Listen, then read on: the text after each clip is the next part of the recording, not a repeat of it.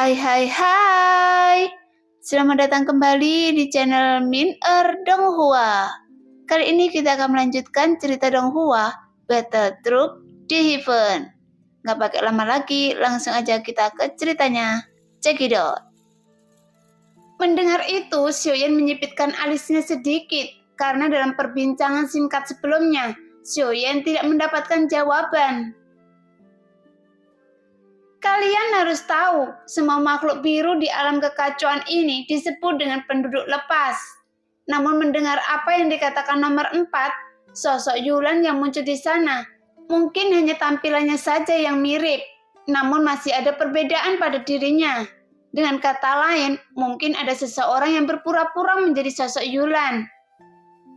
Nomor 1 berkata perlahan, tapi jika itu hanya penyamaran seseorang yang berpura-pura menjadi Yulan, kita seharusnya bisa berpura-pura menjadi penduduk lepas.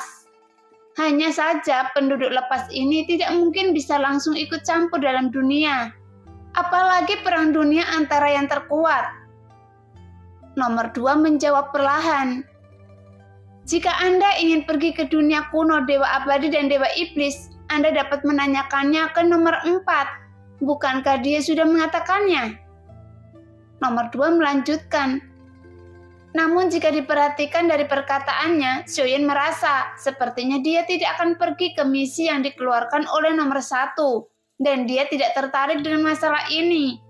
Lagi pula dalam semua percakapan dari 9 sosok yang ada di sini, tidak ada satupun yang pernah mengungkapkan posisi dari mana dunia mereka berasal. Jadi Xiaoyan juga mau tidak mau harus waspada.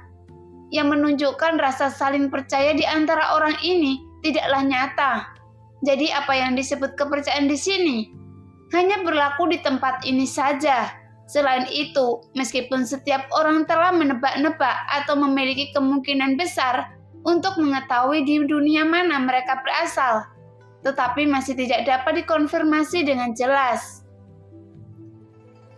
Sepertinya dalam hal ini ada pemahaman diam-diam di antara mereka.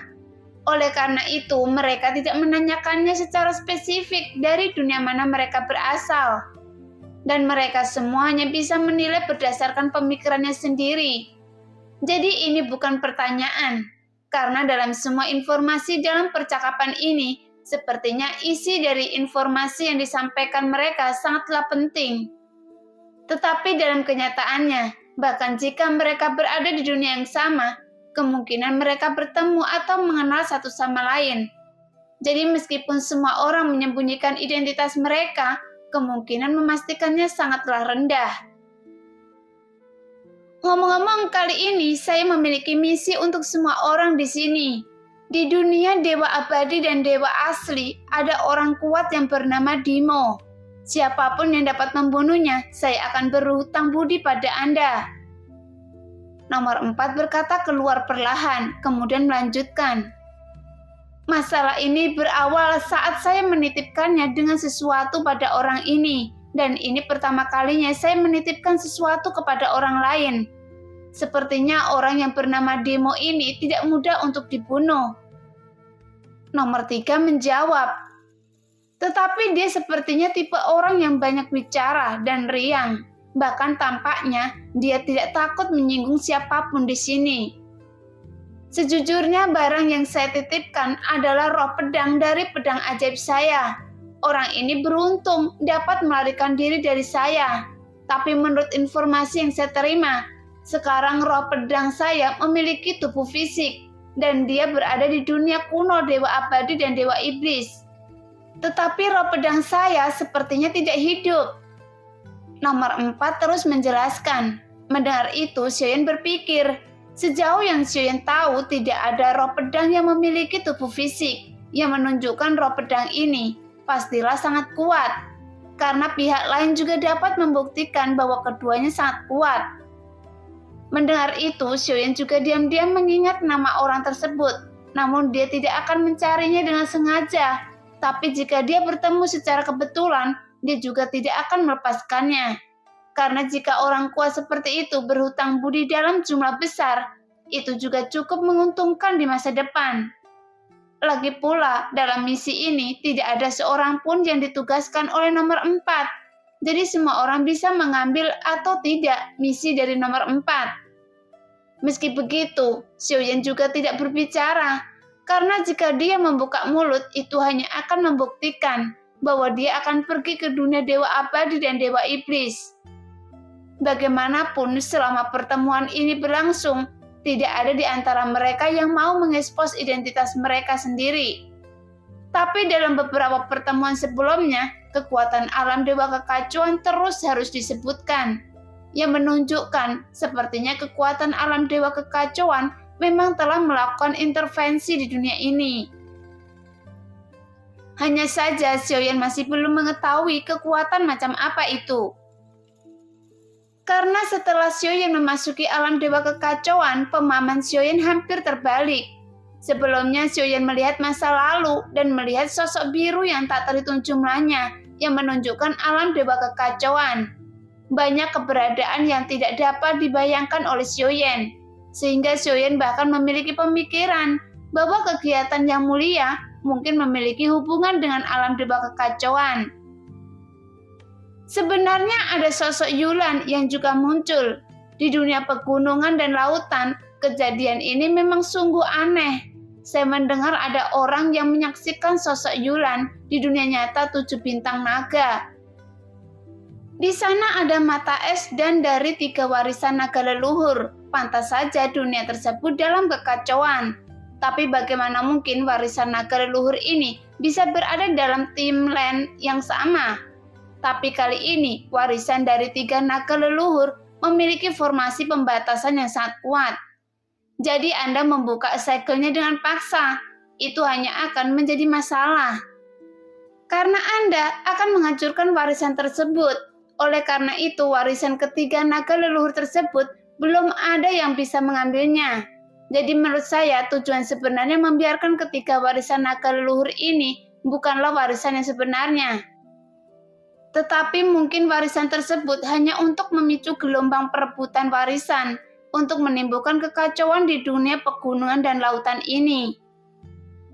Mendengar itu, Xiaoyan tidak bisa menahan diri untuk tidak berpikir. Sepertinya semua dunia sedang mengalami perselisihan secara bersamaan. Jika informasi di setiap dunia bersifat independen, tidak mungkin akan ada orang yang menyadari keanehannya. Tetapi jika dia mengetahui semua informasi antar dunia lain yang dikumpulkan, maka seseorang dapat melihat bahwa banyak dunia yang sedang mengalami masa kritis dan jatuh ke dalam kekacauan secara bersamaan. Namun masalah ini tidak dapat dijelaskan karena ini bukanlah kontradiksi di dunia itu sendiri, tetapi ada kekuatan yang mengarahkan semua ini, sehingga terjadi kekacauan di berbagai dunia dan itu bukan suatu kebetulan. Setelah suasana hening sejenak, nomor 4 berkata, "Apa yang harus kita lakukan sekarang? Jelas kekacauan dunia dewa abadi dan dewa iblis telah dipicu oleh kekuatan yang sama. Jika kita bisa meredakan kekacauan di dunia ini, mungkin kita bisa menghalangi tujuan yang ingin dicapai kekuatan tersebut. Namun, untuk menenangkan kekacauan ini bukanlah sesuatu yang bisa dilakukan dengan kekuatan sederhana kalian. Semua orang yang bisa hadir di sini untuk bisa menjadi penduduk lepas. Kalian memiliki kekuatan yang luar biasa, sehingga kalian bisa menjadi bagian dari mereka yang dapat menguasai arah arus derasnya waktu. Jadi dalam menghadapi situasi krisis ini, kita harus mengambil tindakan ketika tiba waktunya nanti. Jadi kita harus melakukan persiapan terlebih dahulu untuk mengambil tindakan. Bagaimanapun itu tidak bisa dilakukan dalam semalam. Bagaimanapun seperti yang Anda katakan, kita harus melakukan hal yang benar, bukan? Suara nomor 2 terdengar. Mendengar itu, semua orang menatap nomor 1 karena mereka berharap nomor 1 sebagai seorang pemimpin akan memberikan persetujuan.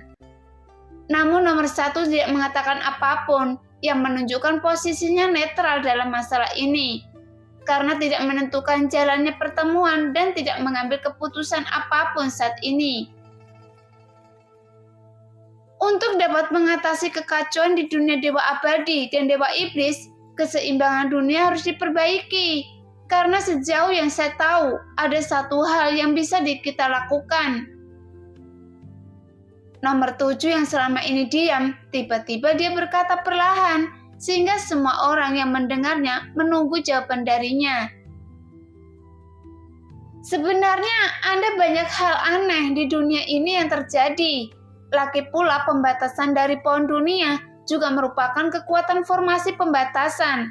Jadi untuk dapat memperbaikinya, Anda harus menemukan seseorang yang memiliki kekuatan pembatasan yang sangat kuat. Dalam catatan sejarah, Sensi pernah memiliki keberadaan yang sangat kuat yang bernama bola roh. Dan dia merupakan salah satu keberadaan milik yang mulia di mata kirinya. Dan kita hanya bisa berharap sosok ini bisa membantu. Bagaimanapun sosok ini memiliki kekuatan formasi pembatasan yang luar biasa. Namun sangat disayangkan, dalam catatan kematian yang mulia, tubuh juga terpotong-potong di berbagai tempat. Dan keberadaan bola roh sudah lama menghilang sampai sekarang. Nomor 7 menjelaskan dengan suara yang dalam. Tepat ketika suara itu keluar, itu terdengar seperti ledakan guntur di telinga Xiaoyan. Jelas Xiaoyan tidak pernah menyangka bahwa nomor 7 sebenarnya memiliki informasi yang sangat detail. Bahkan dia tidak hanya mengetahui keterampilan formasi pembatasan Goyan, tetapi juga mengetahui nama bola roh yang membuat Xiaoyan menarik nafas berat. Saya mendengar, meskipun reinkarnasi yang mulia ada, tetapi dunia Sensi juga sedang diinvasi oleh Taisu sekarang. Jadi saya khawatir akan sulit meminta reinkarnasi yang mulia membantu. Xiaoyan berkata perlahan, kemudian menghela nafas panjang. Bukankah nomor 6 dari dunia Sensi? Nomor 4 bertanya. Nomor 6, apakah Anda mengenal? Nomor 3 berbicara terus terang dan bertanya langsung kepada nomor 6 tanpa ragu-ragu. Saya memang pernah mendengar reinkarnasi dari Yang Mulia, tapi saya belum pernah melihat keberadaan bola roh. Nomor 6 menjawab. Namun suaranya sangat aneh, sepertinya dia tidak tahu sama sekali nama reinkarnasi dari Yang Mulia, yang membuat Xiaoyan semakin curiga bahwa dia bukan berasal dari dunia Sensi. Karena jika dia seorang penduduk lepas, dia juga pasti keberadaan di Sensi yang sangat kuat. Jadi seharusnya dia hidup era Yang Mulia. Jadi mustahil jika dia belum pernah mendengarnya keberadaan bola roh yang memiliki kejeniusan dalam hal formasi pembatasan. Nah, demikianlah cerita hari ini. Terima kasih yang sudah menonton video Min Earth sampai selesai. Sampai jumpa di video selanjutnya. Bye-bye.